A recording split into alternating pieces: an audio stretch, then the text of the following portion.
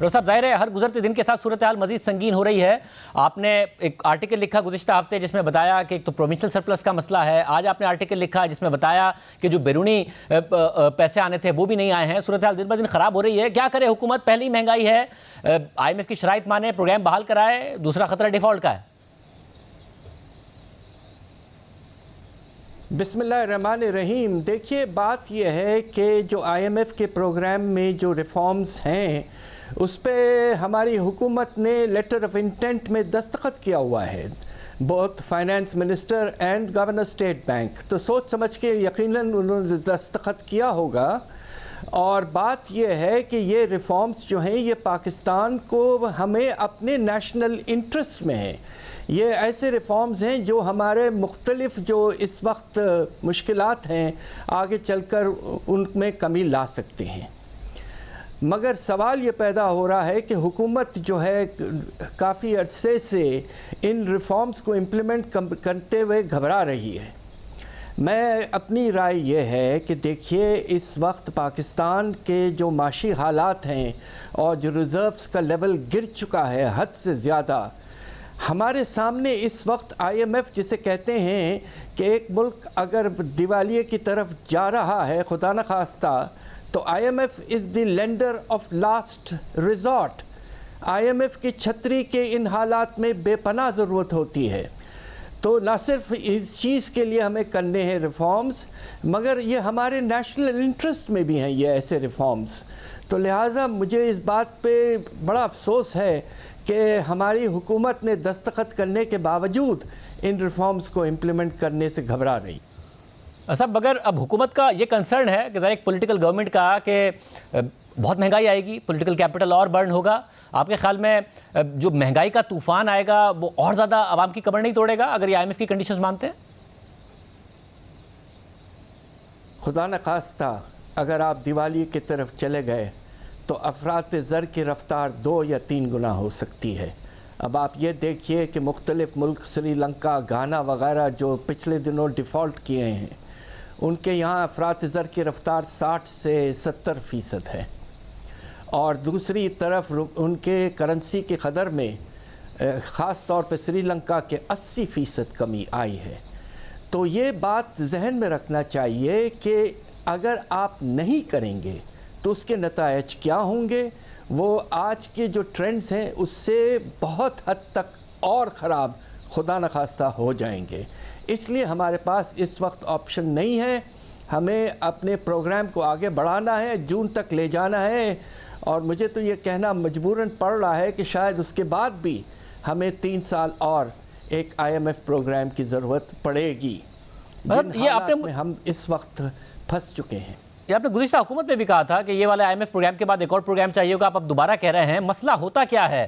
کیونکہ ظاہر پاکستان میں IMF کو بڑا بلیم کیا جاتا ہے. قصور IMF کا ہے یا حکومتیں شرائط نہیں پوری کرتی ہیں، ریفارمز نہیں کرتی ہیں، اس لیے ہم اس صورتحال میں دوبارہ کھڑے ہوتے ہیں؟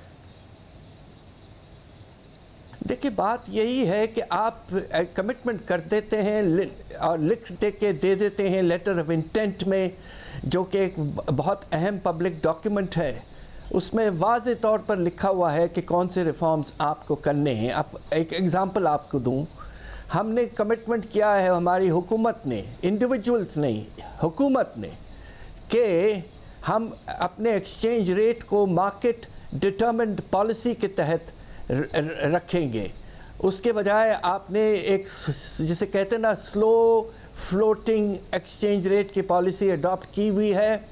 اور اس کے نتیجے میں جو فاصلہ ہے آپ کے فلوٹنگ ریٹ میں اور آپ کے اوپن مارکیٹ ریٹ میں روزانہ بڑھتا جا رہا ہے، اور بہت سے فلوز کی ڈائیورشن ہونا شروع ہو گئی ہے. تو دیکھیے، یہ جو پالیسیز کی آپ نے سوچ سمجھ کے کمٹمنٹ کیا تھا سپٹمبر کے رپورٹ میں جو واضح ہوا ہے، وہ آپ امپلیمنٹ کریں. آپ کے انٹرسٹ میں ہے، ہمارے ملک کے انٹرسٹ میں ہے. اور IMF پروگرام کی چھتری کی ہمیں اس وقت ضرورت ہے، خدا نخواستہ حالات اگر اور خراب ہونے لگیں. وزیر خزانہ کا یہ اصرار ہے کہ ہم ایک تو انٹر بینک میں کوئی انٹروین کر نہیں رہے ہیں، اسٹیٹ بینک ڈالر نہیں پھینک رہا ہے، تو پتہ نہیں کیوں IMF انٹروینشن کا کہہ رہا ہے. دوسرا یہ کہ اگر ہم 250 کا کر دیں گے تو اوپن مارکیٹ میں سٹے بازی سے اور اوپر لے جائیں گے، مہنگائی اس طریقے سے بڑھتی چلی جائے گی، ایک سائیکل سے ہم نکل نہیں پائیں گے. بات دراصل یہ ہے کہ اگر آپ کا مارکیٹ ڈٹرمنڈ ایکسچینج ریٹ اس لحاظ سے ہو کہ سپلائی اور ڈیمانڈ کے بیلنس کو دیکھا جائے ڈالر کی، تو پھر ہوگا یہ کہ جو ڈائیورشن ہو رہا ہے پیسہ ہمارے ریمیٹنسز کا حوالے کی طرف اور ایکسپورٹس کی پروسیڈز باہر ریٹین کیے جا رہے ہیں، اس میں یقیناً کمی آئے گی، اور فاصلہ کم ہونا بہت ضروری ہے اس وقت، اس لیے کہ بہت شارٹیج ہے مارکیٹ میں اس وقت۔ خبر یہ ہے کہ شاید 255-260 روپے فی ڈالر بھی آپ کو ڈالر نہیں مل رہے ہیں، تو یہ فاصلہ کم کرنا بہت ضروری ہو چکا ہے۔ اس وقت آپ کا خیال ہے کہ حکومت کا جو ڈیفالٹ کرنے کی صورت میں پولیٹیکل کیپٹل برن ہوگا وہ اس سے بہت زیادہ ہوگا جو آئی ایم ایف کی شرائط ماننے کی صورت میں برن ہوگا، تو یہ بہتر ہے کہ ملک کو ڈیفالٹ سے بچائیں یا آئی ایم ایف کی شرائط مانیں؟ 100% آپ نے مناسب بات کی ہے، ہماری یہی رائے ہے۔ دیکھیے پاکستان، ہماری مجبوری ہے کہ ہمارا قرضے کا بوجھ بہت بڑھ چکا ہے اور تجارتی خسارہ بھی ابھی کافی حد تک زیادہ ہے۔ ان حالات میں آپ کو یہ سوچنا چاہیے کہ خدا نخواستہ اگر واقعی دیوالیہ ہو جاتا ہے، آئی ایم ایف کا پروگرام چلے جاتا ہے یا سسپینڈ ہو جاتا ہے، تو جو اثرات ہوں گے وہ تقریباً 2 سے 3 گنا خراب ہوں گے۔ آپ دوسرے ملکوں کو دیکھ لیجئے، جس طرح میں نے آپ سے کہا کہ سری لنکن روپیہ 180 سے 350 سے زیادہ گر چکا ہے، تو لہٰذا یہ آپشن مشکل ہے، مگر you have to take the interest into account of the people. آپ کو اس وقت آئی ایم ایف پروگرام کو آگے لے جانا میں سمجھتا ہوں حد سے زیادہ ضروری ہے۔